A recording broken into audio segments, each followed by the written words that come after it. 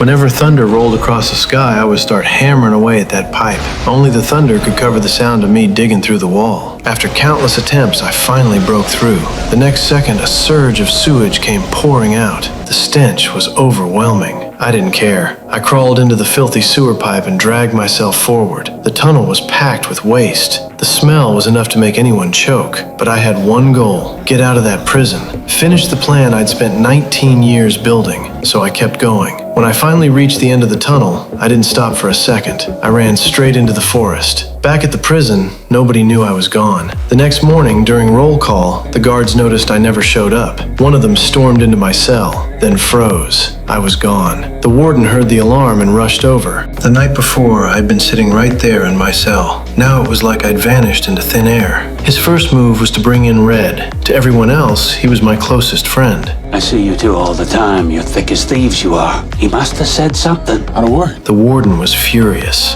In the history of that prison, nothing like this had ever happened. What nobody knew was that I'd been preparing for this moment for 19 years. When I first arrived, I only wanted to carve my name into the wall. Then I noticed something strange. The concrete felt unusually soft. I had always loved geology. The moment I touched that wall, I understood. The prison was old. The concrete had been slowly crumbling for years. That's when I saw my chance. From that day on, every opportunity became another swing of the hammer. The posters on my wall became the perfect cover. Every piece of debris I chipped away, I smuggled out during yard time, a little at a time, right through my pant leg. As for the rock hammer, Red was the one who got it for me. To everyone else, it looked like an ordinary little hammer. To me, it was the key to freedom. Over the years, nothing scared me more than surprise inspections. One wrong move, one curious guard, and 19 years of work would be over. Whenever the warden entered my cell, I'd sit there reading, doing everything I could to stay calm. During cell searches, I barely dared to breathe. I never even looked toward the wall. I just prayed they wouldn't touch the poster. Somehow they never did. One day, the warden even picked up my Bible and started quizzing me on scripture. I answered every question.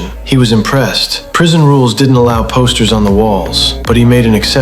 Before leaving, he handed the Bible back to me. Then he said, "The road to salvation lies within." What he didn't know was that my most valuable secret was hidden inside that Bible, the same little hammer that had stayed with me for 19 years. And in the end, it was that hammer that led me to freedom.